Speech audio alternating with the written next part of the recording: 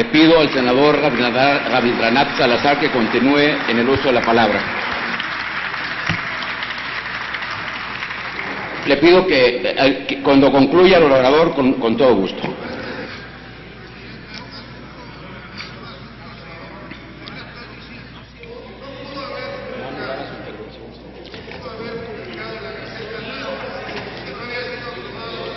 Le pido que nos permita continuar con el desarrollo de la sesión porque no hay lugar ahorita a que haya otro tipo de comentarios. En su momento habrá la oportunidad y con todo gusto le daremos el uso de la palabra. En el uso de la palabra, señor senador Rabindranath Salazar Solori. Presidente, gracias. Compañeras, compañeros. Bueno, creo que muy importante lo que mencionaba el senador Adán, y en virtud justamente de eso, es que oficialmente le hago la solicitud más atenta al senador Enrique Burgos García, presidente de Puntos Constitucionales, al senador David Pechina Grup, quien es presidente de la Comisión de Energía, así como al senador Raúl Gracia Guzmán, que es el presidente de Estudios Legislativos Primera, para que nos convoquen oficialmente y poder reponer este procedimiento que ha sido mal llevado. Al término de mi participación estaré entregando el oficio para que quede constancia y además solicito que también quede debidamente en el diario de los debates. Con gusto tomamos nota de ello, claro que sí. Bien, señoras y señores senadores, nadie en su sano juicio y que se jacte de conocer la historia reciente de México puede afirmar que las privatizaciones son benéficas. De hecho, con los antecedentes, la idea se derrumba por sí misma. Para quienes son de memoria corta o sufren de un conveniente olvido en la materia, es preciso recordarles estos sonados casos de éxito privatizador.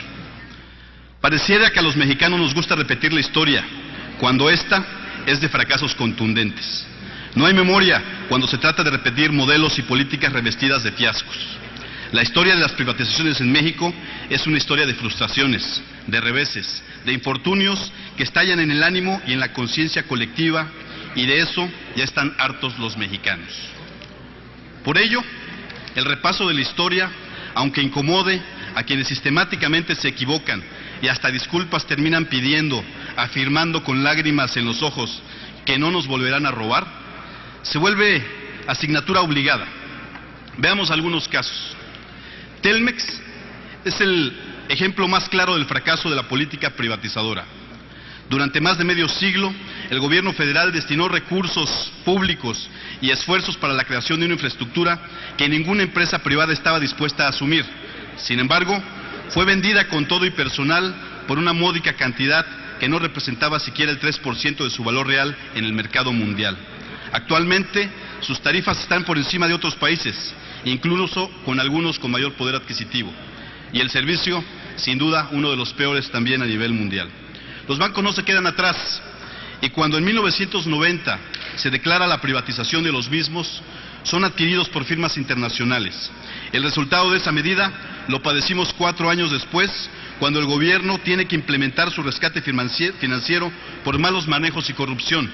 Ahora, el 90% de los activos bancarios están en manos extranjeras y para colmo los seguimos rescatando, lo que nos ha costado más de $1 billón. Con el rescate de la banca, el Estado gastó 2 o 3 veces más el valor de lo que obtuvo por su venta. Fertimex tampoco se queda atrás en esta notable historia privatizadora nacional. No olvidamos que fue vendida a la iniciativa privada extranjera muy por debajo de su valor real, tras ser abandonada por varios años por las autoridades mexicanas por motivos inexplicables. Con la privatización de Ferronales, se llevó a la quiebra a la Constructora Nacional de Carros de Ferrocarril, empresa nacional que fabricaba locomotoras 100% mexicanas que cumplían con los más altos estándares de calidad a nivel mundial. En dicha empresa se fabricaban los vagones del metro de la Ciudad de México, que hoy tienen que ser adquiridos y reparados en Canadá, España, Estados Unidos, Alemania, a costos muy superiores de lo que tomaba construirlos aquí. Y en esta lista interminable tenemos también a aeropuertos y servicios auxiliares, mutilada y rematada en partes a empresas extranjeras. Imevisión, que se instaura como el único competidor de Televisa, cerrando las puertas a una televisión pública de calidad que ayude al desarrollo y la información de los mexicanos.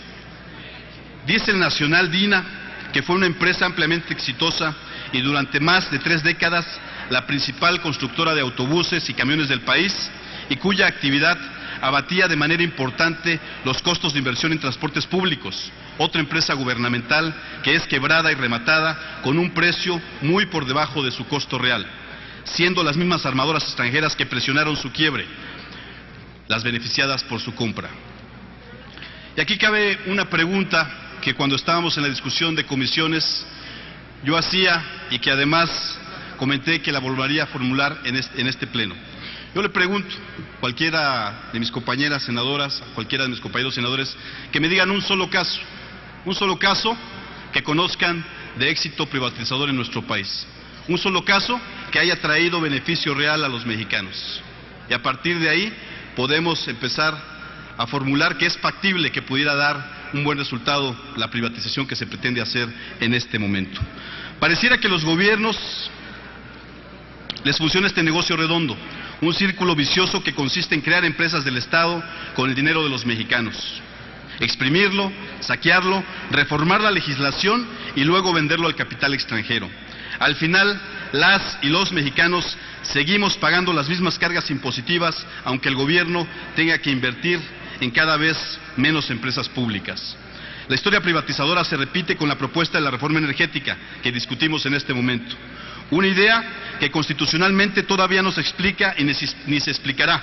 Una reforma energética que, si pudiéramos equiparar con algo cotidiano y que el común denominador de la gente pudiera entender, le equipararíamos a lo denominado un producto milagro.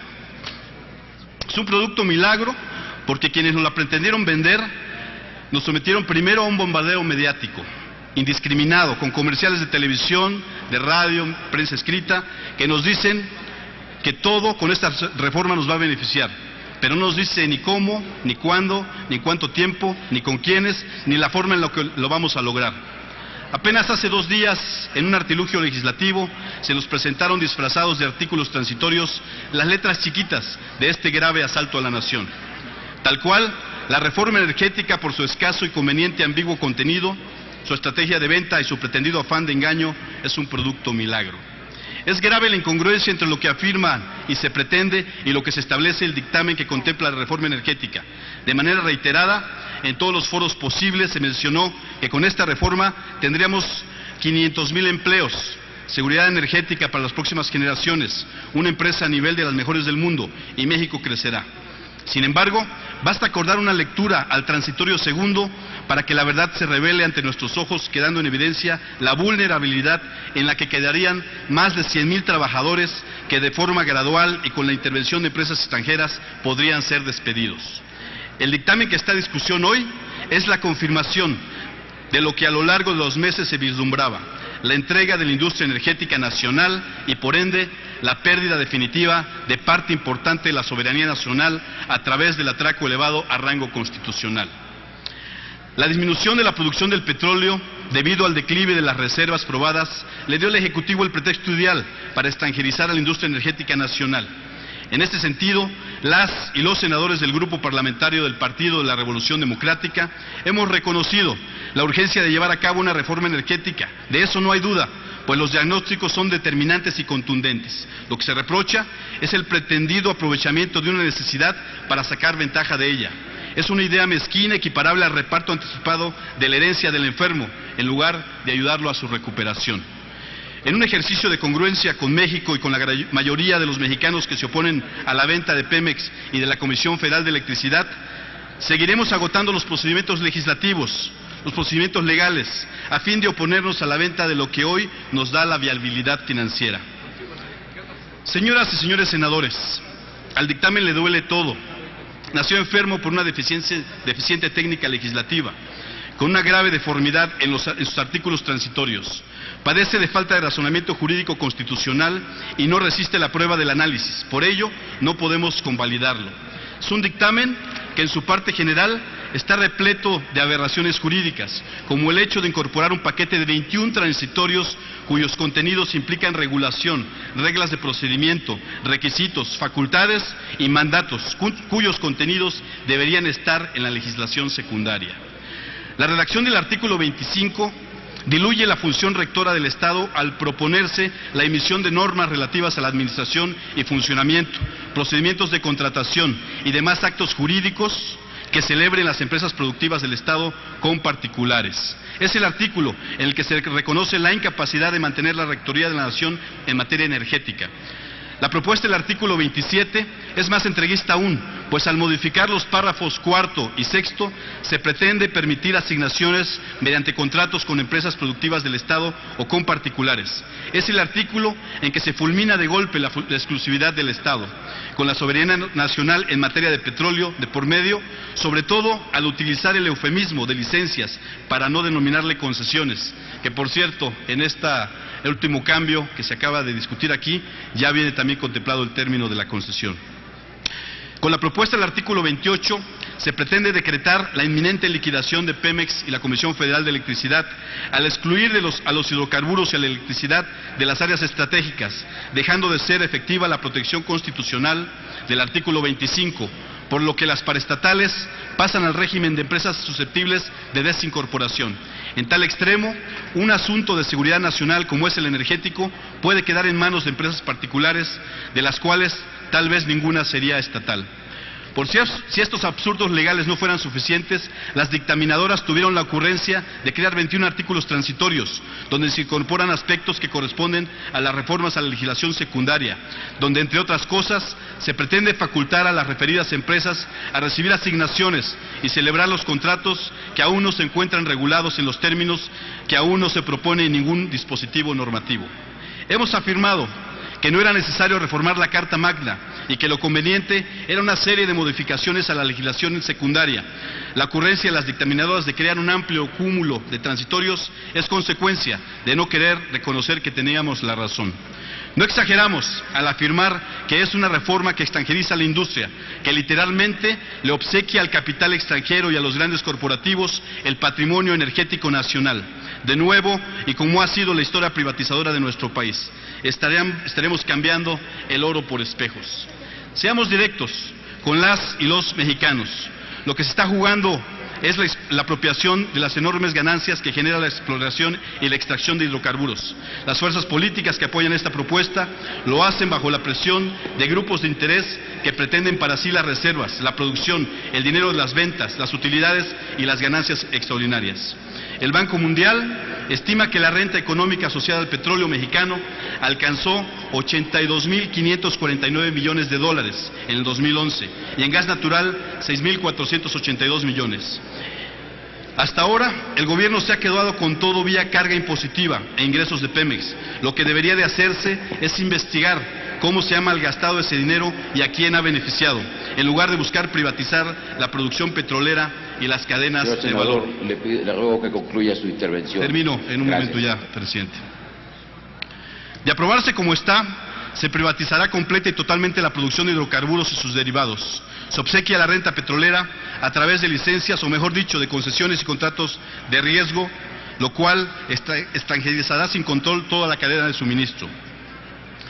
Se está convalidando y haciendo un derecho constitucional el desfalco a la nación, que por su magnitud solo es comparable a los hechos acontecidos el 2 de febrero de 1848, cuando se entregó a medio México, Alta California y Nuevo México, a los estadounidenses a cambio de 15 millones de dólares. Este dictamen deberá, para la historia reciente en los libros de texto, estar en el mismo capítulo en el que se relata el Tratado de Guadalupe Hidalgo.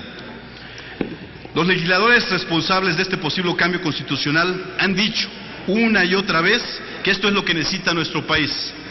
A ustedes, amigas, amigos senadores, les digo, si estamos tan seguros de esta afirmación, preguntémosle a la gente que está afuera manifestándose, preguntémosle a los trabajadores de Pemex, preguntémosle a los trabajadores de la Comisión Federal de Electricidad, preguntemos a las mexicanas y a los mexicanos, que en la gran mayoría lo han expresado en las múltiples encuestas que se han presentado, si es que están de acuerdo en privatizar la industria mexicana. Hagamos la encuesta, que esto es lo que están pidiendo las y los mexicanos. Finalmente, y ya que hace un rato alguno de mis compañeros legisladores citaba a don Benito Juárez, les voy a leer un ligero párrafo de una